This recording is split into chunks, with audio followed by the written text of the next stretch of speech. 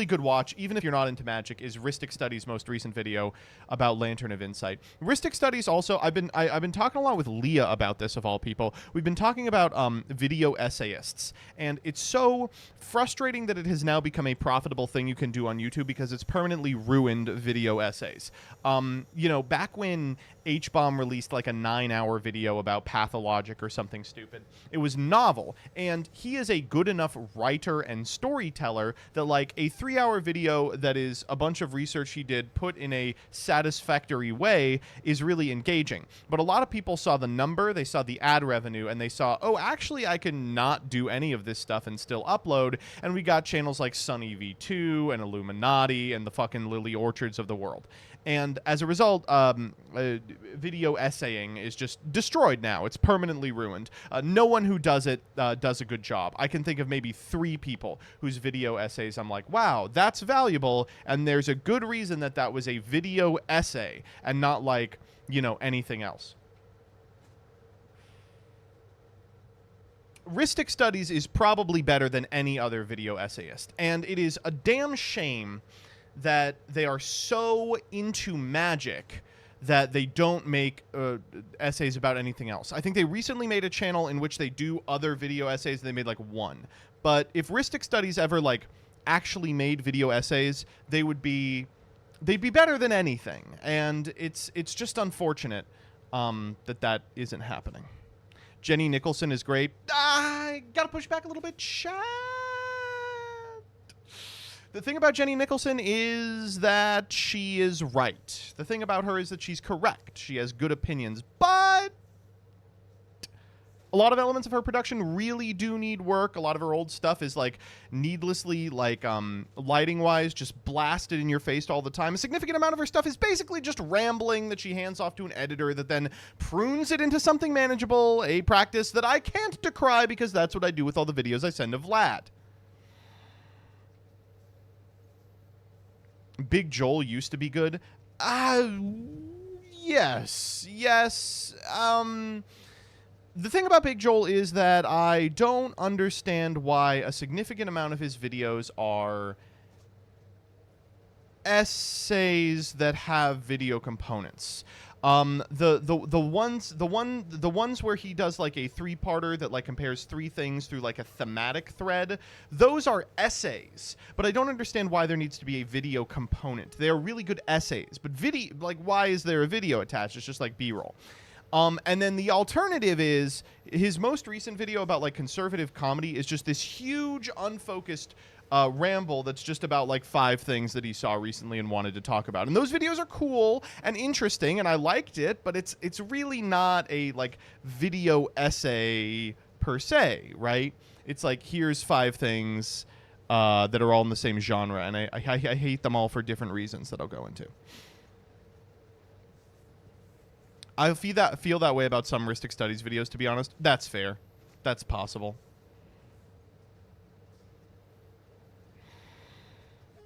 Defunct Quentin Reviews is the Tangent King. Quentin Reviews, I mean, I don't think I could call those videos, let alone essays. Unfortunately, the greatest to ever do it is Dan Olson. He's so good. It's all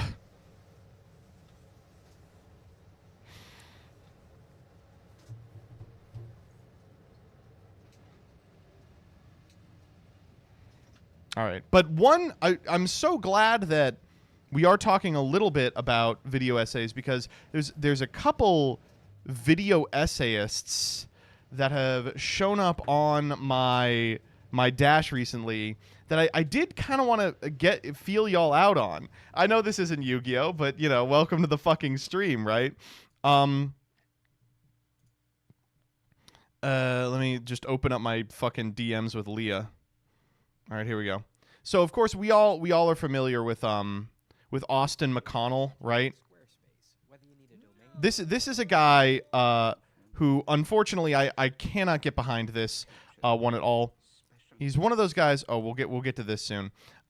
With like 1 million subs, and I just have no idea why.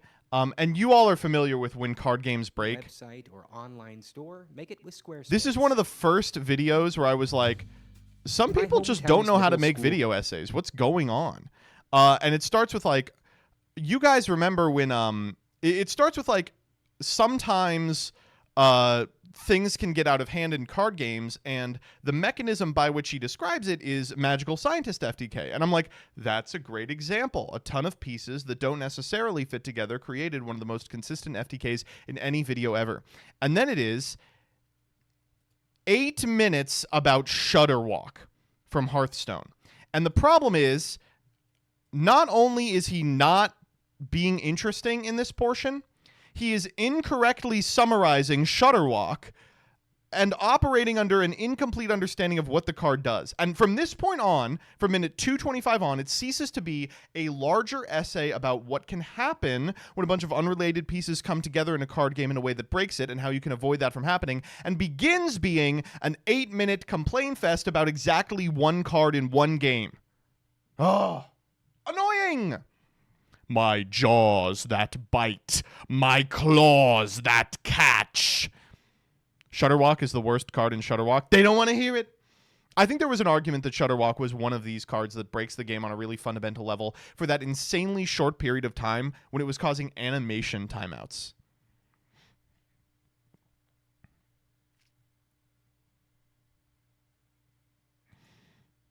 MBT, you did this exact same conversation 4 years ago. Yes, you're right. You're correct. I did. But I'm using it as preamble to this one. Have you guys seen Uncovering the Incest Epidemic by Andrew Morris?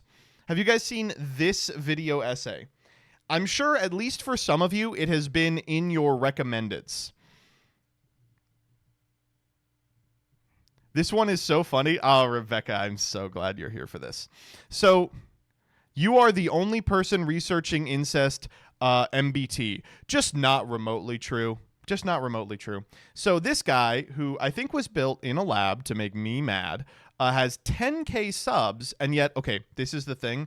I don't know how to be like this. I'm sure that this website is subsidized by the CIA. I'm 100% sure that this is a CIA plant, you know? 10K subs, but he's got like a bunch of videos over the course of like 9 months that are these like 25-minute video essays. And let me tell you right now, they've got all the trappings. They've got all, he's got all the right cadence, all the right B-roll. He's flipping between things. There's just one problem, which is that he does not actually know anything at all. About anything. And it makes the video super strange. Why is the incest one the only watched video?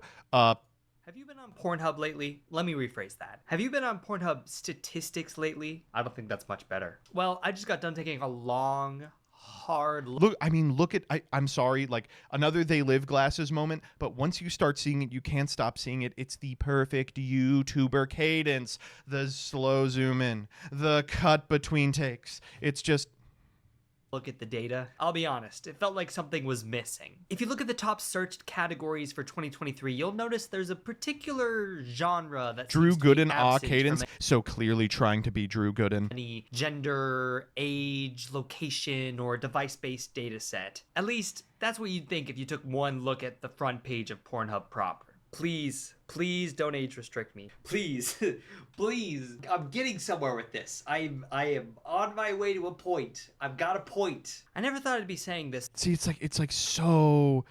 it's like the fucking algorithm made manifest in his mannerisms. But, where's all the incest? You know, that's what I'm saying. Keyword you can't escape from in modern pornography. It used to be pizza boys and plumbers, but now it's stepfamily this and in-laws that. It's literally everywhere. And not just in porn. We're inundated with... Okay, so this is the thing. Is like, this is a good topic for a video essay. He's 100% correct here in that, like, pre-2014, you know, there was incest porn online. Of course there was. But post, like 2014, suddenly it's like the literal most popular thing on every pornographic site ever. It's super weird. And so it's like, okay, all right, I could see where he's going with this. Incest plots from regular film and television as well. What do you think the video is about? Let me just... What do you think the video is about? From this position, what do you think the video is about?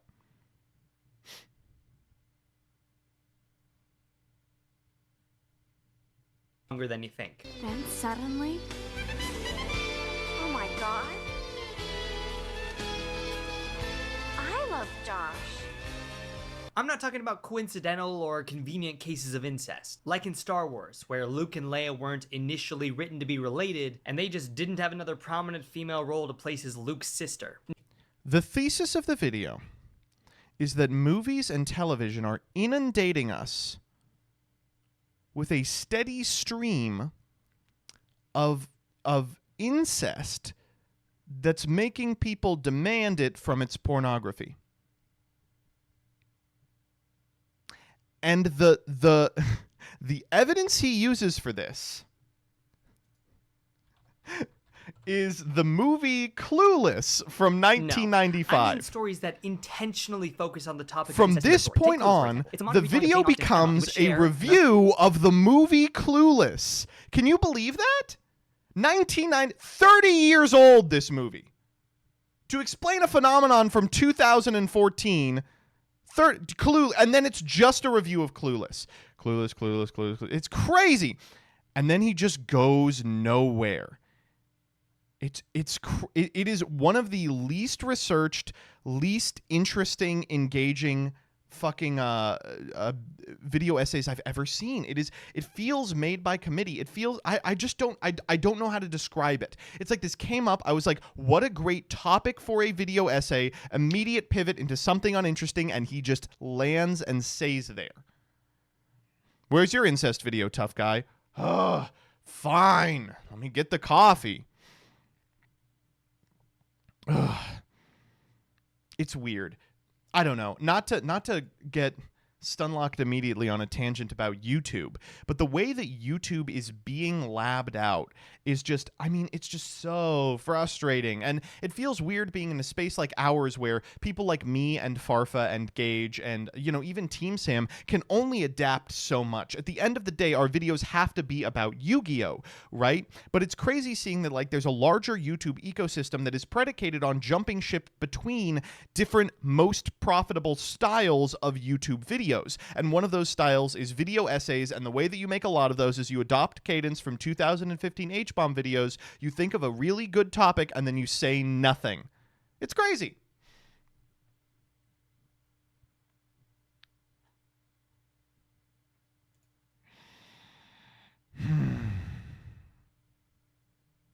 Make the Vrains retrospective. Vrains, it's bad.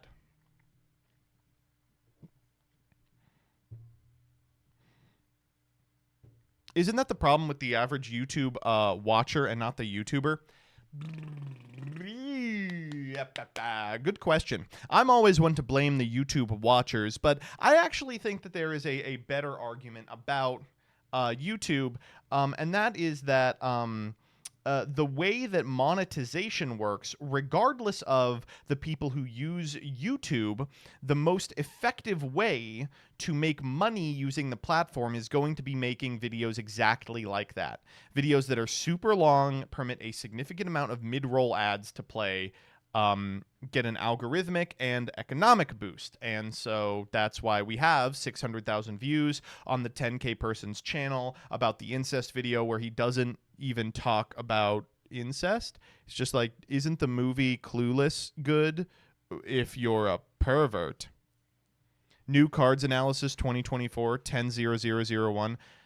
You know what, actually, let's do that right now.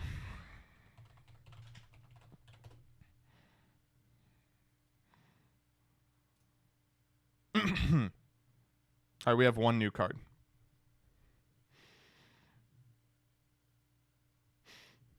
Let's think of a hook for this. What's our hook going to be?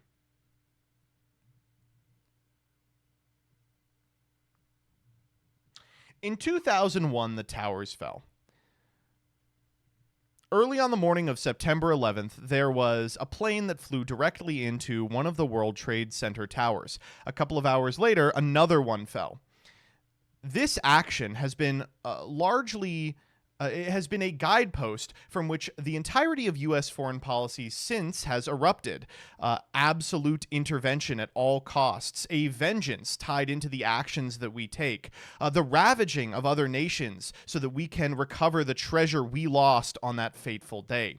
It is a true evil encapsulated both in the act and its response that has absolutely colored almost everything that we have done as a nation since. Such is the case with a media property that came to the United States just 6 months after the trade centers fell. I'm talking, of course, about Yu-Gi-Oh!, the trading card game.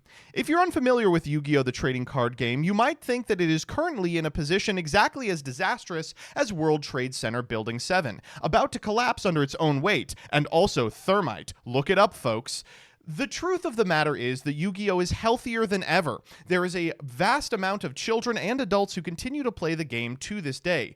But could this all be brought into jeopardy with the release of a new card, A to Z Energy Load? Today we're going to talk about blowback. We're going to talk about the implications of an expansionist philosophy when it comes to foreign policy. We're going to talk about neoliberalism, the impact of intervention and overreach on the part of the United States and its allies. We're going to talk about hegemony at any cost. And of course, we're going to talk about trap cards.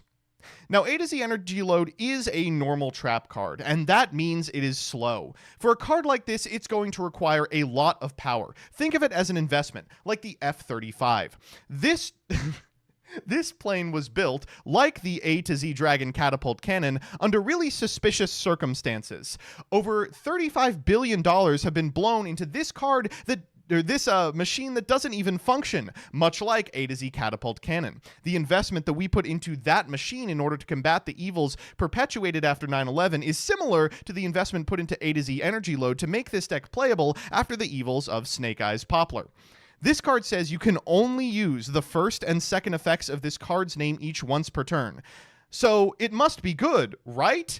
Well, no. In fact, it has 2 effects, but neither of them are even worth activating. We begin with the first effect. When your opponent activates a card or effect, draw cards equal to the number of level 8 or higher light machine fusion monsters you control. This could be anything, of course. ABC Dragon Buster, XYZ Dragon Cannon, VW Tiger Jet, VW XYZ Dragon Catapult Cannon, A to Z Dragon Buster Cannon, ABCDEFG HIJK LMNOP Penis Blaster Buster, or even Cyber Twin Dragon. You would think that an effect like this would be extremely powerful, just as many voters thought that George W. Bush would be able to lead the American experiment to its eventual end, a worldwide prosperity that would be delivered back unto them. But both groups of individuals were wrong, weren't they? Well, during your standby phase, you can banish this card from your graveyard to shuffle up to 6 of your banished light machine monsters into the deck, including a Union monster. This is a subtle reference to the 6-3 decision in Bush v. Gore, incorrectly reported as a 5-4 because one of the Supreme Court justices made a boo-boo. Folks... Remember to subscribe to the channel. It really helps us out. And if you would like to see one bonus episode a month, please go to nebula.com, where I am debuting a new series where I talk about this thing some more. Thank you. Here are the Patreons. This card's bad. This card's not good at all. It's not remotely good. But that's just what video essaying is. It's so min-maxed that it's frustrating.